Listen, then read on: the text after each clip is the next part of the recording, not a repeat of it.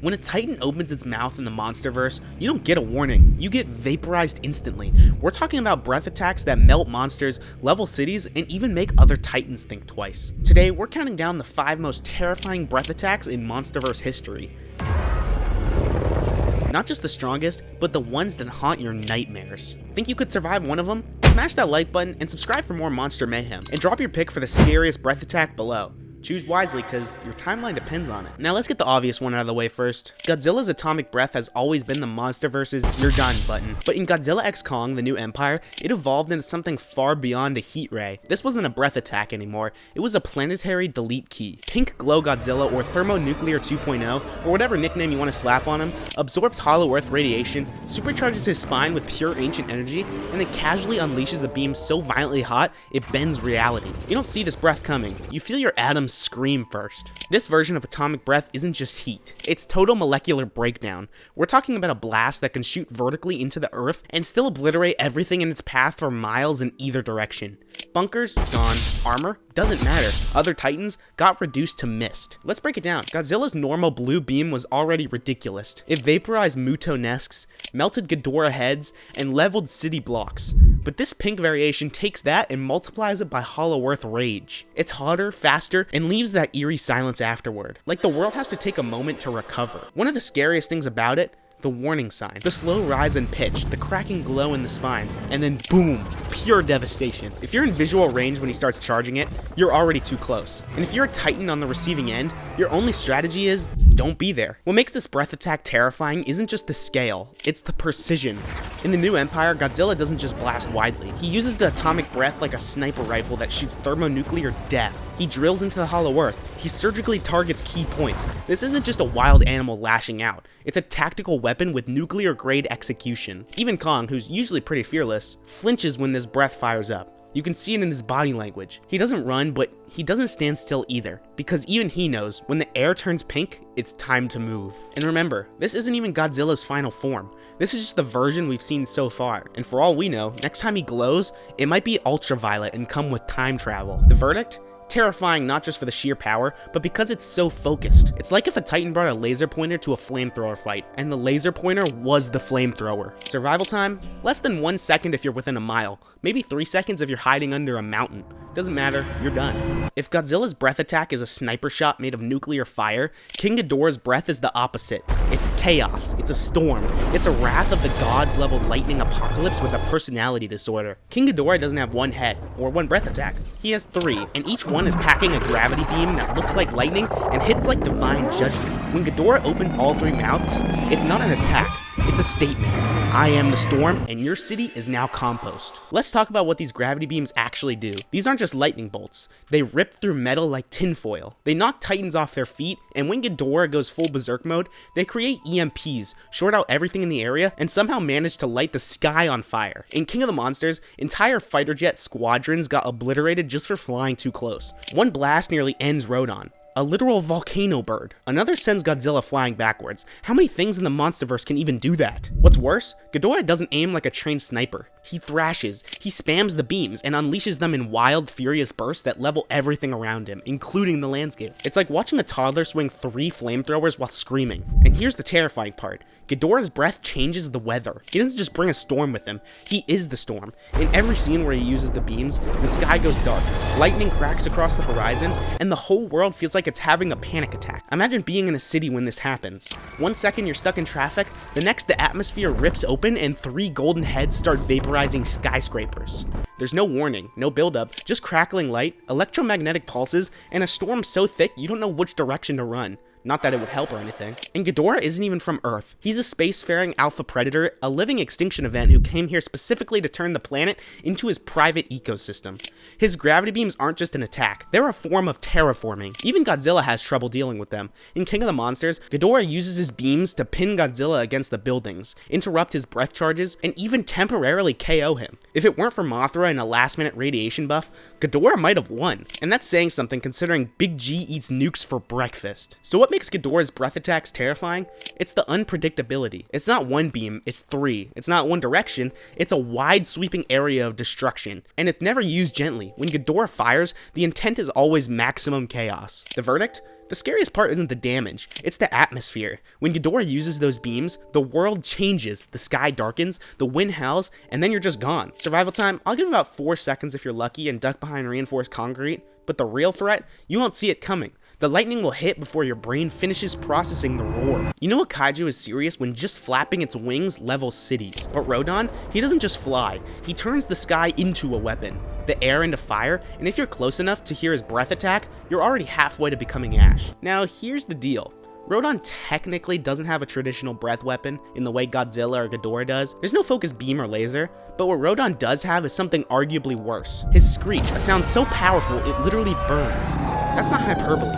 Rodan's breath is a combination of superheated plasma exhaust, sonic force, and volcanic gas, funneled through his beak in a way that acts like a wide area pressure wave with flames attached. Let's break this down. Rodan emerges from a volcano in King of the Monsters, and the second he takes to the sky, the surrounding city is toast. Literally, every flap of his wings generate a shockwave that levels entire blocks, but when he screams, and I mean really lets loose, it's not just a sound, it's the air igniting around you. That iconic screech he lets out as he buzzes fighter jets, it's essentially an exploding sound wave with the heat of an active lava flow riding shotgun. And the effect isn't cinematic fluff. In universe, it's devastating. Rodan's screech has been shown to shatter reinforced glass from miles away, melt the skin off living creatures caught in close proximity, disorient even other titans with sheer sonic force. The sound itself is deep and guttural, almost ancient, like a god vomiting lava.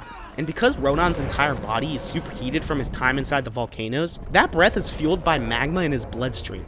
When he screeches, it's not just his voice, it's the Earth's crust screaming out with him. Picture this, you're on a rooftop watching as a shadow sweeps across the horizon. You think it's a storm cloud, then it moves like a bird. No, not a bird. A burning god. It gets closer, the temperature rises, then that sound. Not like thunder, not like a jet engine, it's more like what death would have sounded like if it had vocal cords. Seconds later, windows burst, flames erupt, and your body goes flying like a leaf in a firestorm.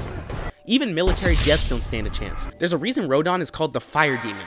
When he roars at full power, he essentially sets the sky on fire. It's like Godzilla's atomic breath, if it were dispersed through a flamethrower tornado and screamed into your ears first. And unlike some kaiju, Rodan enjoys it. He taunts aircraft, barrels through missiles, and lets out his volcanic screech mid-dive just like a war cry. He's not just weaponized, he's cocky. He's the kaiju equivalent of a fighter pilot with too many confirmed kills and no regard for the Geneva Conventions. Rodan's screech is less of a breath attack and more of a superheated shockwave, riding out of his body like the sonic equivalent of lava. It can't be dodged, it can't be blocked, and if you're within range, you're not running, you're cooking. I'll give the survival time 2 seconds. Half a second to hear the screech, half a second to regret your life choices, and 1 more second to burst into flames. Let's say you took Godzilla's atomic breath, stripped it of any soul, gave it a machine upgrade, and then programmed it to hate everything.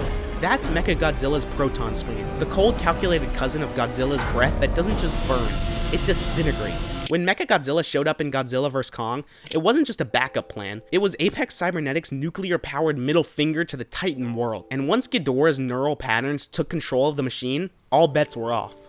This wasn't just a robot, it was a kaiju Terminator with a laser cannon for a throat. And that cannon, that's what we're talking about. MechaGodzilla's proton scream is a high-intensity particle beam that fires from its mouth. It's bright red, it cuts through solid surfaces like butter, and the second it lights up, someone is about to get cooked. It's not as elegant or radiant as Godzilla's atomic breath, there's no build-up glow, no epic roar. MechaGodzilla's proton scream just happens. Sudden, mechanical, and brutal. Let's talk about raw power. In the film, MechaGodzilla uses the proton scream to melt through reinforced walls and weaponized facilities, blast Godzilla in the chest with enough force to stagger him, completely overpower the King of the Monsters in a head-to-head beam clash. That last one is important, because if you remember Godzilla King of the Monsters, Godzilla's atomic breath vaporized entire kaiju like they were ants in a microwave. So if MechaGodzilla can push that beam back and even win the exchange, that tells you everything. Picture yourself watching this from a rooftop. Maybe you're a brave journalist, or maybe you just didn't evacuate in time. MechaGodzilla stomps into frame, its spine glowing with red hue that looks more demonic than electric.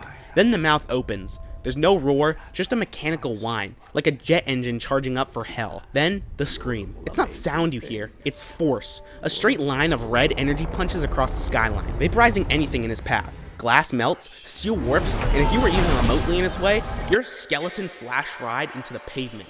Actually, scratch that. You're not even bones. You're carbon atoms getting launched into the stratosphere. Unlike organic titans, MechaGodzilla doesn't get tired. It doesn't aim for center mass, it aims for lethality. Its programming isn't built on dominance, it's built on elimination. In the proton scream, That's the kill command. Let's not also forget, this isn't a wild beast lashing out. This is a weapon, controlled, at least initially, by a satellite-linked AI, then by Ghidorah's consciousness. It's thinking while it fires, calculating, tracking, anticipating. It's not just blowing fire, it's aiming for your weakest point. The verdict? The proton scream is what happens when kaiju breath attacks go cyberpunk. It's faster than atomic breath, more focused than a traditional blast, and fired with surgical, remorseless precision. If Godzilla's breath is a warning, MechaGodzilla's is an execution. Survival time? Less than a second. If you see red, that was your last thought, and if you hear the scream, you were already too close. You ever light a candle and it accidentally flares up way too fast and way too hot, and then you instinctively jump back? Now imagine that candle is a 400-foot reptilian god with radiation leaking from every inch of his body,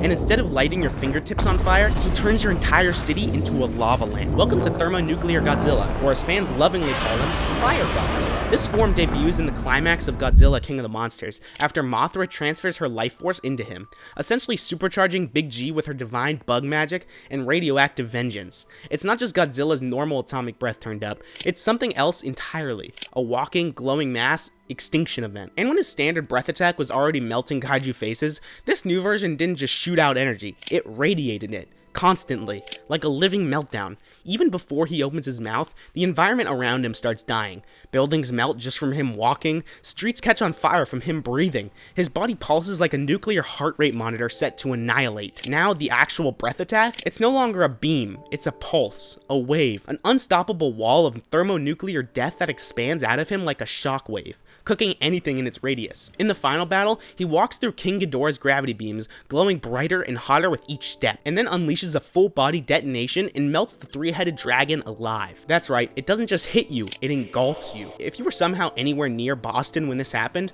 your survival odds weren't zero, they were negative. No warning, no time to react, just a moment of silence followed by the air itself catching on fire. Let's paint the scene. You're huddled in a basement, thinking maybe you're far enough away. Then the ground starts humming, your walls start glowing red, and then there's light. Bright, all-consuming, skin-blistering light, followed by heat that doesn't just burn, it vaporizes. From a biological standpoint, Fire Godzilla's pulse is releasing millions of degrees of heat energy in all directions. An instant, omnidirectional kill zone. There's no duck and cover. There's no outrunning it. This is what would happen if a hydrogen bomb became sentient and decided to walk downtown. And it's not just raw heat. It's radiation. High-level, bone-rotting, DNA-shredding radiation. If you somehow survive the initial blast, and you wouldn't, the fallout alone would reduce your lifespan to about the same as a Snapchat story. Even the other titans, the one that bow to Godzilla, keep their distance when he's glowing orange. They know, everyone knows, this isn't dominance, this is a funeral pyre in motion. And here's the scariest part, he didn't need to aim it. He didn't need to charge it. He didn't even scream first. He just let it happen, like an angry sun choosing to flare. The verdict? Thermonuclear Godzilla doesn't just kill you with a beam. He kills you with being. His very presence is a death sentence. That breath attack, not his weapon. That's his atmosphere. Survival time, 0.0 seconds. If you're close enough to see it, you're already gone. There's no aftermath, just ashes. So yeah, if you thought you could survive a Titan's breath attack, think again. These aren't fireballs. They're extinction level events with soundtracks. Which one do you think would kill you the fastest? Or do you think you could actually survive one? Be honest. Drop a comment, hit that button like a Titan's weak spot, and subscribe for more MonsterVerse breakdowns every week. Because in this world, breathing might just be the deadliest thing you can do.